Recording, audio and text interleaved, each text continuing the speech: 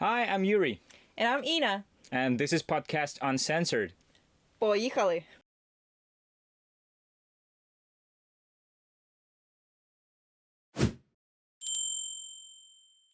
Yeah, right. So on today's episode, we have A special guest? a very special guest. Yes. I would say. She's a 22-year-old volunteer who, in total, spent about 4 months in the East. In the past year? In the past year. And she's also a very, very good friend of ours. She's a childhood friend, and we're very glad to have her here today with us. Hi, Diana. As you told, a 22-year-old volunteer. Diana is my name, but you can call me... No, wait. You can call me whatever, right? No. Just Sounds weird. Yeah, call me Diana. Yeah, friends with those guys. They're amazing. Almost said I love you. Wow. Ooh, yeah, we would definitely censor that. Okay, so let's begin our interview. And as we already mentioned, you are a volunteer, and you've been in it for quite a while, especially since the beginning of the full-scale war, right? Yes. So please tell us a little bit about how you actually got into volunteering. So that was very quick. It happened very quickly. As for all of us. Exactly. Like we went to bed on February 23rd as normal people, and we woke up on February 24th and became volunteers. Most of us, I hope. So on February 24th, when the full-scale invasion started, at that time I was abroad. I was studying in another country in Europe. So in the beginning of the full-scale invasion, I was on that side of the border, so to speak. And for the first 2 months, 2 months after the like massive war outbreak, I was volunteering as a person from abroad. So my main duties were collecting humanitarian aid from locals, and for the first month, I think we were working on delivering that aid to the border with Poland, because there were many people there at that time, and a lot of them were escaping without bringing much stuff with them. So that was our primary purpose and the primary goal. And then also an interesting thing I was doing is I was translating the documents of pregnant women who were fleeing the country and who were so close to giving birth to their child. Oh, wow. So they were escaping to Europe, and they were supposed to give birth in Europe, but then all their documentation and about their kids and stuff, it was in Ukrainian. So Oh, man. yeah, That's quite a process. I accidentally got myself into it, and actually, I would tell you, Accidentally?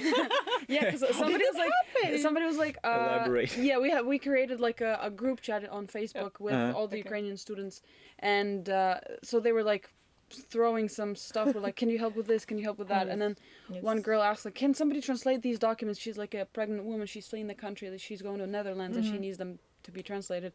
And I was like, yeah, sure. Like, I work as a translator. Why wouldn't I do it? And then I opened these documents, like, that's quite a different English, I know. But yeah, somehow I figured it out. I was Googling so much, and probably for the first 3 weeks after that, I could tell you a lot about a birthing person or a process, you know. I guess your Google search history would be pretty interesting too. If my mom saw that, she would be very concerned. But I forgot everything now, so it's okay. It's fine. That's how it works. Google didn't. But I cleared my search history, you know. Oh. So you're a smart person, right? You're a smart person. Smart one, okay. Yeah, so this is what I was doing, and then I graduated in April of 2022, so 2 months after the full-scale invasion, and right after, so I collect my diploma, I gather all my stuff, and I leave, and I say goodbye, and I'm like, I'm going to Ukraine. Okay. I came back home and stayed here ever since, and forever I will. That's cool. I just wanted to ask, like, did you ever consider staying abroad? Like, you had a choice to return or to stay abroad. Like, you could move. You could continue your study wherever. or Yeah, you move could. any place Yeah, in the especially world, in Ukraine, like- is when you get out of Ukraine to study elsewhere. Yeah. People are like, she's gonna stay there. Like, she's gonna move out. She's not coming back. That's what I heard for all my 4 years of Yeah, studying. yeah. People are like, well, I guess you're not coming back, do you? I was Yeah. like, I do plan to come back. Like, why would you say that? Why are you kicking me out of my country? Yeah, well, especially after the start of the full scale invasion, it was, in my position, and from the people's point of view, that was the least logical thing I could do. You know, like you Yeah. are abroad, you're Yeah, safe sure. already. Why would you come back? Yeah, yeah. My parents considered me staying there. I did Of not. course. Because Did you tell that about your opinion? Like, was there any dialogue or they were yeah, like, sure. Well, so my dad's plan was like, I was like, Dad, I'm finishing this university and I'm going back home. And he was like, okay, well, yeah, sure, you can come. Like, stay here over the summer while you look for the job there in Europe. You can help people somehow here because you have to experience the war a little bit. So you stay here Yeah, over the yeah. summer, and then, And then you leave, once, yeah, and then you Yeah, leave yeah, for the job in September. but Mom said no. Mom was like, she's not going back. No, my mom Oh, yeah. was kind of supporting this idea, but my parents still support the idea of me leaving somewhere deep in their hearts, you know? Yeah, They support everything I do. Yeah. Oh, we'll What you get do to is that. just the contrary, right? We will get to that. Yeah, but at that point, I wanted to do something. Yeah. Had Yeah, no idea sure. what exactly. Were there like people in your people surrounding you there abroad that were telling like, you're crazy, why are you going there, there's war, like, or are you sure you want to go there? I mean, Yeah, it's a not, lot of it's people actually. insane. How Yeah. how did people react there abroad? Just the way you said that. Like, I know something. Yeah, they were saying it straightforward, like, you're crazy. They were like, why would you do that? That was one of the most common phrases I heard from them, or questions. But I still came back. You still came back. The least logical thing to do, and you still came back. Yeah, but still, you know, that's from the point of that's from people's point of view. Yeah, yeah. But Right. from your point of view, But from my point of view, as a Christian who has a Ukrainian citizenship, I mean, we are talking about her point of view, yeah, right? Right? yeah, So, my POV. probably. yeah, your POV. But you know, your point of view doesn't matter. Mama will tell you how to live your life. Okay. Because I live like in my mom's simulation, you know. Yeah, exactly. That's how it works, you know. Okay, so when you returned, how was life? Like, it's not like you've started helping military right away. You. There's still a way to get into. Yeah, yeah. It took me What- a what- year to start working with them. Okay, so it's a pretty long time. Mm-hmm. So what were you doing during this year? So, okay, let's establish that. I start volunteering on February 25th, 2022. I graduate university in end of April 2022, and I come back home first days of May. Sure. So, wait, what was I doing? Oh, no, hold on. a You know, second. you know, We're getting old. Full scale war does this thing. You start forgetting everything, like everything that happened, or Yeah. you start to Ooh, it's not that you forget, but you've It been just- through so much Yeah, stuff. that timeline is so messed up. It Yeah, just right. mixes. It just It's- mixes with everything else. Oh, It just something that happened 3 months ago seems like it was 2 years ago. Something that happened 5 years ago seems like it was like a happened- month yes, ago. Yeah. And you're yeah. like, What's going on? Yeah. Okay. So Wait a minute. and This right ain't after right. I'm sorry. meme time. Yeah, It's meme time. Okay, let's move on. Okay. So what was what was I doing here? So right after I came back, I got myself involved in all of the stuff that my church was doing. So since we have our own church building, it was very logical that we were accepting a lot of refugees to stay at our church Yeah. for Yeah. Sure. somebody had to stay for one night just to, you know, like they would Pass the escape time. from Kyiv or Kharkiv. So they were like basically passing by, but they had to stay they the just night. they just had to stay somewhere for a night, Yeah. and then early in the morning they would leave to the border with Poland or go elsewhere. Yeah. Belarus. Better not. No. We didn't do that. If we had some suspicious people, we would turn them in. So Yeah. The right thing to do. we are responsible Citizens. soldiers. I wanted to say, and soldiers of God. Yeah. Soldiers of God. That's true. So I was working with refugees inside the country. So by May, by May, the flow of refugees decreased, and we got like a group of refugees that were staying here in Rivne because their houses were destroyed, or they kind of started to managing their life here, and so they were like, well, life is very unstable there. Life is pretty stable here, so why would we go somewhere? And of course, there were many people who, and still are many people who live in the dormitories, so not in their own apartments and stuff. And most of such refugees that stayed inside the country are older people who don't have any means to get abroad and live there. Yeah. And some of them don't even have the international passport, which they need in order to cross the border. Or they don't even want to leave their own land, it's always a difficult part with elderly people. Yeah, because to leave most of those people are the ones who were born and who were raised and who grew up and worked and lived most of their life in Soviet Union. Yeah, and maybe haven't even left the country ever. So some of them probably never left their city or something. Or region, Or a we village. actually had many people who never got out of their, well, maybe not their city, but their region. Region, oblast. Oblast, yeah. So that's very interesting because That's strange. That's strange different for me. conversation. Oh, yeah.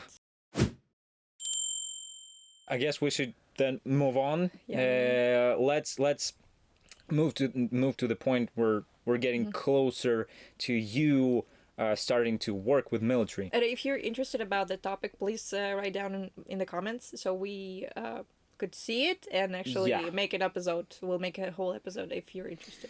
Yeah, about I the have a lot to refugees. say about the locals. Okay. That would be censored too. Yeah. Her winking at the camera, it concerns me. I'm flirting with the viewer. Oh my god. I'm definitely cutting that out. Okay. So Okay. you are single. So okay, after you've returned and you've started to help with refugees in your church, what was next? What was next for you? So the next stop was summer of 2022. Summer of 22. Yeah. Summer of 2022 is when I got a chance to become a tougher lady. Okay. Because I went to Strong and Kyiv, independent. Yeah. feminism. Oh no. So I got a chance to have a couple of trips with a team from my church, to Kyiv region, to such cities as, well, mostly it was Borodyanka, but then also we went to Bucha, Irpin, Hostomel. Well, those major cities that which you Google, you will understand what they mean. Yeah. And so our main purpose there was to help rebuild the houses that were destroyed. So men were mostly doing the construction work, and me and two other ladies, we were doing the kind of cleaning and preparing the house for a renovation job. So, for example, we were working on one man's house, and a tank hit his house, like the roof of his house, and so there was like a big hole there, and the water and the rain and it started going inside the house. So we had to clean the rooftop first, and then men came and started to cover the roof. Oh, that's a lot of work. And then another thing we were doing is that there was a man whose house completely burned out. But the interesting thing, which you probably will never think about, is the way it burned down. It wasn't like a missile attack or something. So the Russians were in Borodyanka, Right. and they decided to put the house on fire just for fun. Wow. Oh, So- I mean, nothing new under the sun, you know, Yes. about And Russians. so, I mean, that's this man, he was in the basement while that was happening because Borodyanka was Wow. under occupation. So Yeah, Russians sure. were walking yeah, down the Freely, streets and like feeling roaming like they there. own this land and stuff. yeah, Mhm. And so he was destroying it. yeah. That's what they mainly do. So he was in the basement and he just heard those loud noises which you hear when the house is in the fire. yeah, And so he ran up and he saw that his house was on fire. He went to the rooftop of his house on the ladder to get some stuff out of Oh. there as quickly as possible because Okay. it was burning from Yeah, the for- ground. Okay. okay. He wasn't able to collect much, but then he was just every time he would start talking about his house. He was never able to finish because tears and Yeah, sure. completely emotionally destroyed. Oh, Makes yes. sense. So we were working in his house, and while it was burning, one wall, like brick wall, it wasn't burned down. It just fell, you know. Mm. So everything burned Yeah. down, but this wall was not able to handle. Yeah, yeah. But it The so it fire. like Yeah. So it helped with fire a little bit. Oh, well, yeah. A little Yeah. bit. Put out the fire, right? Yeah, and well, a lot of bricks were saved, you know, because they weren't burned down. They were. So you could fell away. reuse them. Yes, Yes. we could reuse Yeah. them. That's cool. That's actually what me and the ladies were doing. We were How much women was there? 3. 3, she said. She mentioned that. Oh, Yeah. I just okay. So I sorry, was- I just missed that. There was I was 20 years old at the time, Mhm. and then 2 other ladies, one in her 40s and the other one in her 50s. Mm, okay. Okay. Yeah, So- so I remember working on this house because I was sitting there under a hot sun in the summer, Oh. you know. Yeah. It was July. And Oh, yeah. that summer, same as this summer, was very, very hot. And so I'm sitting under the sun and I sit there with a Brick, It's okay. with the axe. Axe. Ah, yeah. So you know how the bricks they stick together with cement? Yeah. Yes. So in order to save the bricks, you have to get rid of cement around them. Yeah. Yeah. And so Break it off. you kind of hit the cement. Yeah. This tiny little line in between cement and the building block. Yeah. Mhm. So you hit it and then it just falls off. Okay. So what So- was I doing with the axes? I was doing that. Just cleaning. Cleaning the Yeah. for reuse. Yeah. Recycle, reduce, reuse. Oh Yeah. yeah. And so- Environment. So we all are working. The Yeah. house is completely burned down. Right. I'm sitting there kicking those bricks with an axe, and I'm like, a few months ago, I was graduating from an international university. I was studying abroad. I'm a Bachelor of Humanities. I have an international diploma. I can work anywhere in the world. Right. Right. Here I am. But I'm sitting on a burned down house, somewhere in Ukraine, kicking off the brick walls. And you know what? I did not regret it a single moment. That's Yeah. cool. That's awesome. That's cool. I just want to clarify. I guess we should clarify a few things, because we're talking about summer 2022, and a lot of people abroad just did not get the thing with these cities like Borodyanka and Hostomel and Irpin and others being rebuilt just like 5 months into the war. Like a lot of them thought that it was all fake and everything, because they were like, look, these buildings are completely fine, and like, how could we possibly already be rebuilding the houses of people? After a few months of Yeah, after a full-scale few war and months of these the terrible events, you know, in that Right. region. Well, the thing is, which many people ask, who have not experienced war and never thought of how it happens, you know, the How inside things process go. of war. Yeah, a lot of people get this idea is that when there is war in your country, everything stops, and like Right. all you do is like hide in a bomb shelter. You don't go to Yeah. work. You don't have food. You don't have electricity. Like you're Like completely the cut Second off. World War, you know, something Yeah. like Yeah, Second Yeah. World War, when it was Half so the thing. global, Yeah. you know. right. For now, It's it's different. only like happening on the territory of one country. In our case, in In our case case, of a yeah. Russian-Ukrainian war. So I think the thing is, what I like about many Ukrainians is that we don't focus on how do On I the say that bad correctly? things. Not that we don't focus on bad.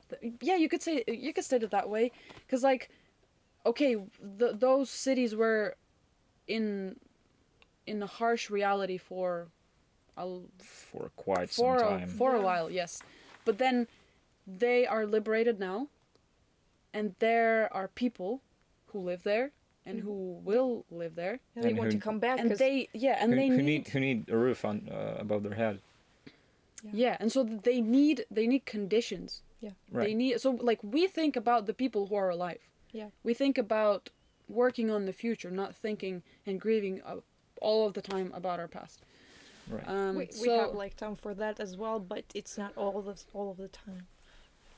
We Yes. can't afford that, you know. We can't simply afford that, like grieving all Not the time. now.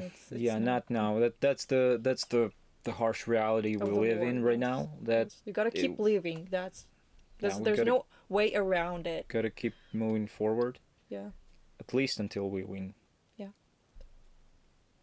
please please do continue your thoughts until they're not gone. You know. but yeah, I think that's a great clarification of why, Mhm. like, we Yeah. think about people who are alive and who are here and who are now, whom we can serve, with whom we will live after we win, Right. with whom we will be rebuilding the country. And were you able to actually rebuild some like houses, renew them so people could come back, or how many? If you I think in the summer of 2022, our church team alone, Yes. so apart from other many people Right. from all over Ukraine who were helping with that. yeah. So our church helped rebuild 20 houses. Wow. Wow. So can you imagine how other, adding other teams and Yeah, other yeah, churches yeah. and other volunteer organizations who were doing that? I mean that's how they got rebuilt pretty Yeah. quickly. Yeah. Mhm. Just the sheer amount of people Yes. working. A lot of people tuned in And that financially as well, Yeah. and physically. That's you And know that's the wildest thing about war and about harsh conditions, about just bad things in general. They bring people together, and Yeah. it was pretty shocking for us and for, I guess, everyone how well the Ukrainians have teamed up, Yeah. because that was just that was insane. Mm-hmm. Like I mean, we saw a similar thing in 2000, end of 2013 Yeah. and beginning of 2014 when Maidan happened, But- and then the war began, Right, which in actually began in 2014, 2014. and it's been yeah, but going on for that's 8 just a years. whole another scale. Because I think now the full-scale invasion impacted more people. And Of course. it still Right. yeah. impacts more Well, people. that's That's why how it's it works. full scale invasion. That's how it works. Like Yes, so a bigger challenge, a bigger resistance, to that, Mhm. or like more people are up. exactly. That's a great quote. You can find it in the description. We'll link it down below. Okay, so I'm gonna have to find it. I'm gonna have to type it in and live it Or in. we're gonna We're make adding a some reel more with job to our that, friend. so you could Or- quote us. Yeah, sure, we could. Yeah. We could Yeah. probably. Yeah, we should we open like a quote book somewhere. The quote playlist. Yeah, Great. uncensored Quote list. quotes. Ooh, I think people. Well, if we explain, no, people still won't understand the uncensored Okay. quotes. Okay. Sounds good. Okay.